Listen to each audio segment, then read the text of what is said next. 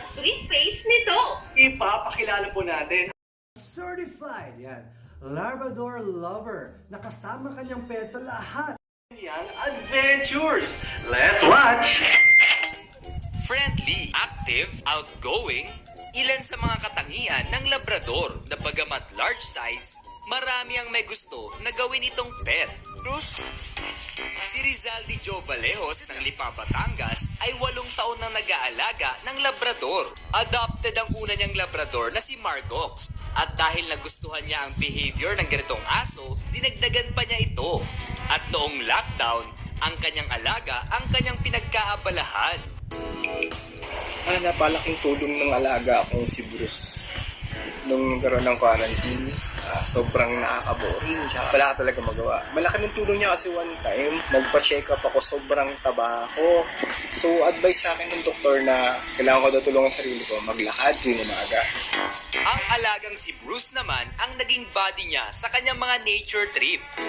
Isa sa pinaka magandang banding namin ng alaga kong lab yung pag-akyat namin sa bundok. Sobrang hilig talaga niya maligo sa ilog. Every time na umaakyat kami, hindi mawawala na dadaan kami sa ilog para maligo siya. Doon, lagi siya naglalaro. Nakatulong din sa kanyang kalusugan ang paglalakad nila ni Bruce. So, para hindi ako mainip na walang kasama, lagi kong nilalabas si Bruce, lagi ko siyang kasama, ay kami naglalakad. Simula dito sa amin, hanggang doon sa bundok. Everyday yun, naglalakad kami tuwing umaga. Usually, may oras nga siya eh. Basta 5 o'clock ng umaga, mag-iingay na yan. Ibig sabihin niya, gusto niya nang maglakad. Aside from that, yung unconditional love talaga na binibigay talaga ng mga alaga yung para sa atin. Yun po talaga ang walang kapalit. Ayon kay Rizaldi, madali lang alagaan ang Labrador pero dapat maglaan pa rin ng oras na makipag-bonding. Since nasa medium to large breed sila, kailangan mo talaga ng malaking espasyo. Tsaka yung lifestyle mo, sana applicable sa kanila. Kailangan mo talaga silang i-walk umaga at hapon para lang matanggal yung energy. Kasi once na hindi maubos ang energy nila, dun napupunta yung pagiging nilang makulit, yung maingay. Kabilang sa kanyang routine ang madalas na pagsusuklay sa balahibo, pagpapaligo ng 2 beses sa isang linggo, pagbibigay ng treat.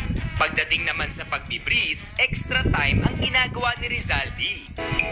Once na mag-anak yan, ako napakahirap kasi kailangan mo silang tutukan, gawa ng sa laki ng ina, baka madadaganan yung mga puppies. Kailangan nyo ring i-make sure na hindi magugutuman o malalamigan yung mga puppy. Iba ang feeling kapag may pet, pero laging paalala ng mga pet lovers sa mga nais mag-alaga, Matinding paghahanda ang kailangan kasi bukod sa gastos, kailangan nyo po ng oras at atensyon para sa mga alaga nyo. Pero pagdating naman ng sulit na pag-aalaga ng Labrador. At dyan po nagtatapos ang ating Sunday episode, mga kapamilya.